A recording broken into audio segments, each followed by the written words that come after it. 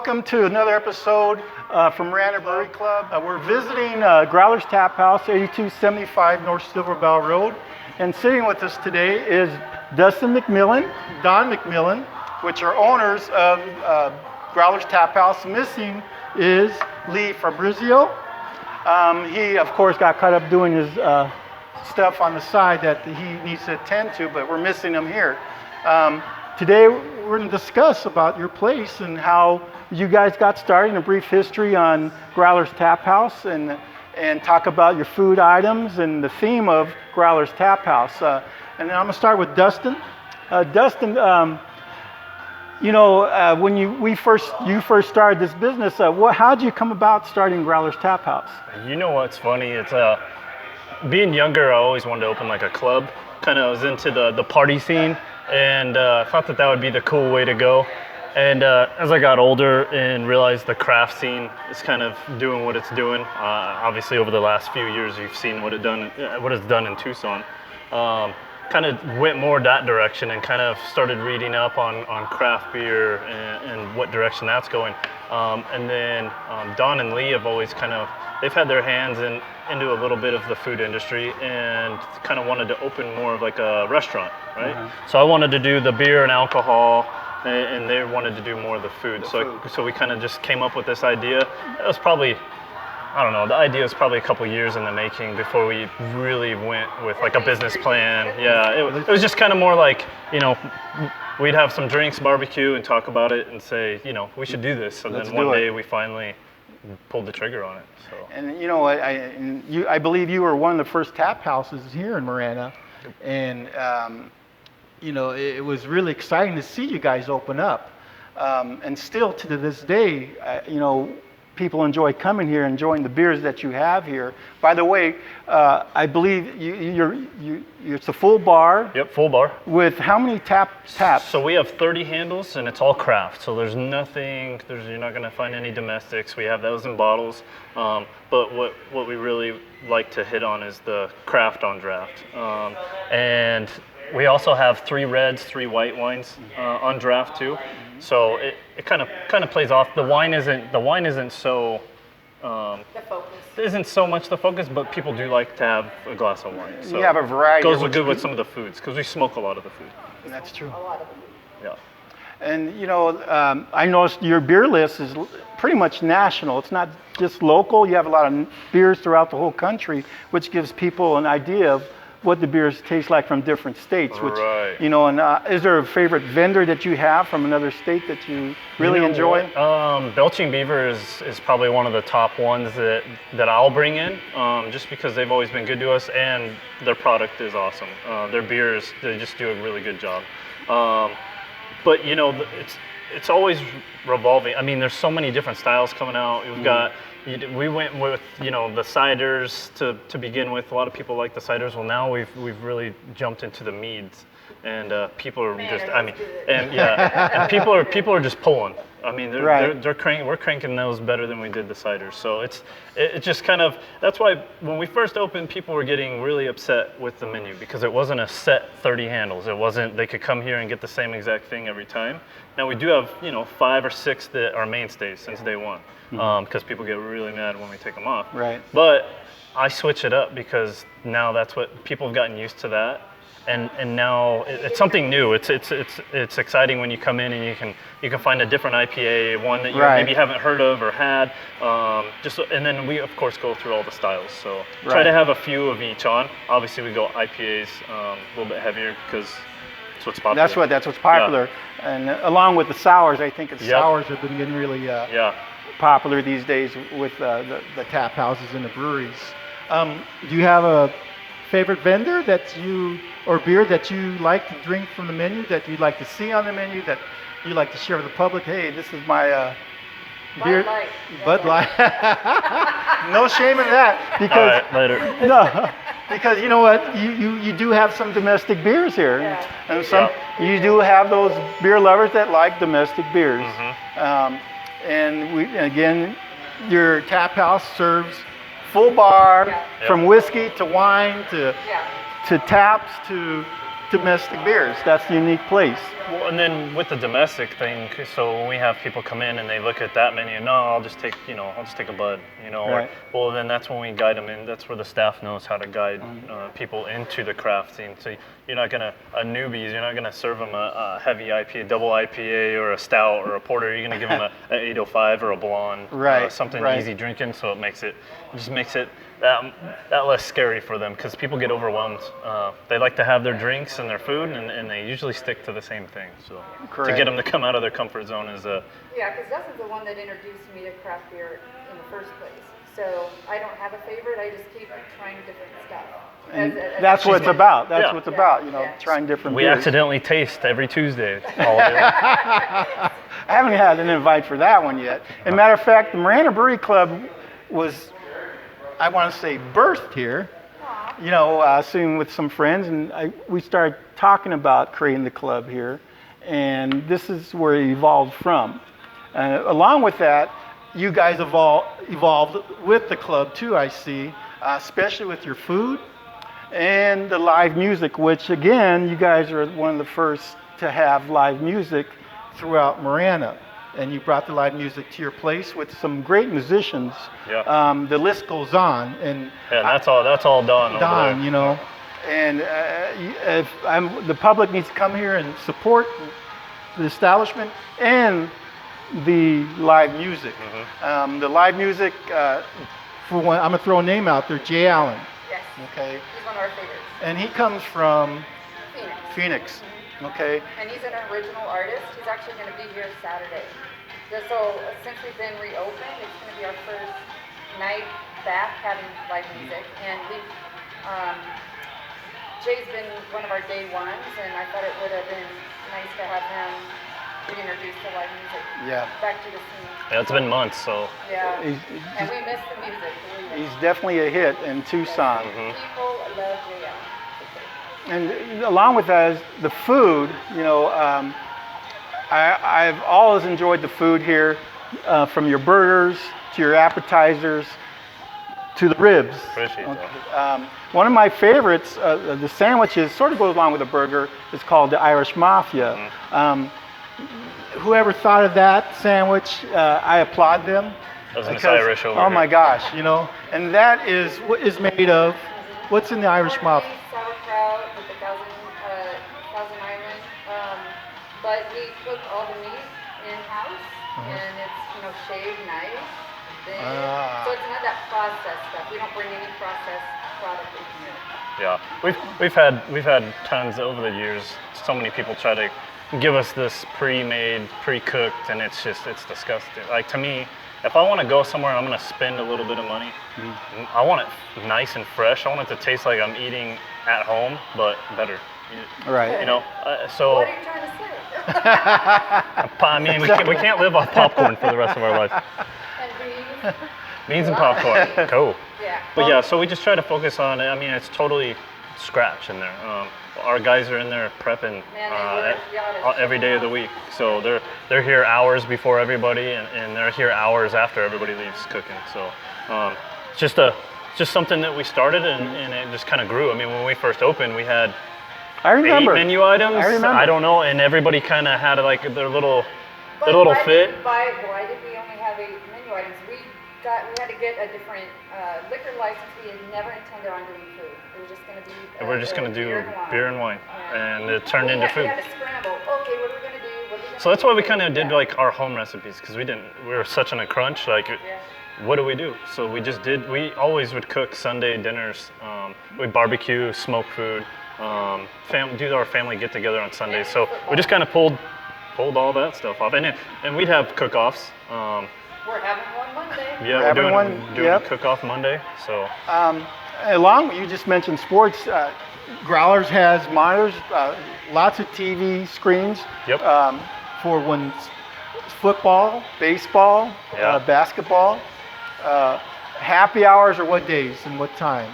What are the times for happy hours? So I'll just kind of run through the schedule the way it is, because I know a lot of people kind of have questions. So Mondays we're just strictly closed now. I think we made that a permanent thing. Kind of lets us regroup. And then Tuesday, Wednesday, Thursday and Friday. So our happy hour starts from, I know we just changed it, it's 3 to 6. So Okay. Tuesday through Friday. Okay. So happy hours Tuesday to Friday, Yep. 3 to 6. With all the chaos, with all the hectic There you stuff. go. Yeah. Well, We did have to change some stuff up, you know. and it is a kid-friendly place also. Yep. Families, I've There's been a here lot where of- there's families been with their kids Oh, sitting yeah. Oh, down, yeah. eating. We have the daycare set up outside now. Oh, Out back. Yeah. In the dirt. and you have an outdoor patio. The misting system is going up soon, and people will be able to sit out there in the evenings, enjoy Yep. the evenings. And Got that big evaporative cooler out there, trying to get another one. So with the misters and that, I mean, later in the afternoon, it shouldn't be too bad.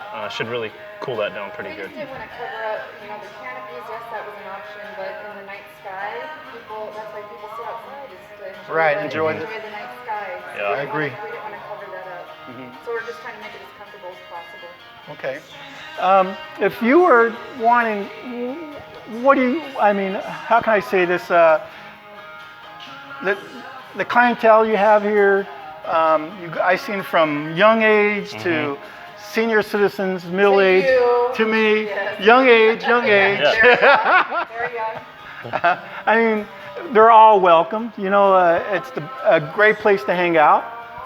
You have a full bar, a big bar to sit at, and lots of tables. Yep. Yeah, Every other one for right now, unfortunately. yeah. Just temporary. We'll Yeah. get over these times, you know, Yep. definitely. Okay, well, this is excellent. Your chef brought out some foods that you're going to share with the public. What did they bring out today? So right here we have the bucket burger, bucket boy burger. That's definitely our most popular item on the menu. We blow through burgers. It's crazy how many burgers I've had we go it. It's an through. excellent burger.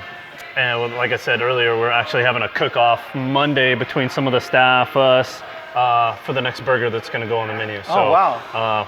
I think I'm going to be a judge for Well, that. there's a little bit of a story behind that too, though, because when all of this was going down and we didn't have access, the you know, supply was low, and Yes. we didn't have access to our blend. Yes. We had to scramble. We discovered very quickly that this is one of our top sellers. We had people that came in. It's like, hey, you know what? When you are hungry for a burger, you just want a burger. We had people up and leave because we didn't have the burger. We ran out of the meat, so Right. we still didn't have it. So we came up with the same blend, and so that's when Dustin's like, you know what? We've been going about this all wrong. Why don't we focus on the burger? So that's the purpose His behind idea. the burger, because we're going to add more versions Yeah. of the burger to the menu. Yeah. but they're going to cool. be off the wall. They'll be- Yeah. Okay. Oh yeah. Okay. Oh, yeah. Yeah. And then here we have the barbecue mesquite ribs. So we have a wood chip smoker in the back. So we smoke.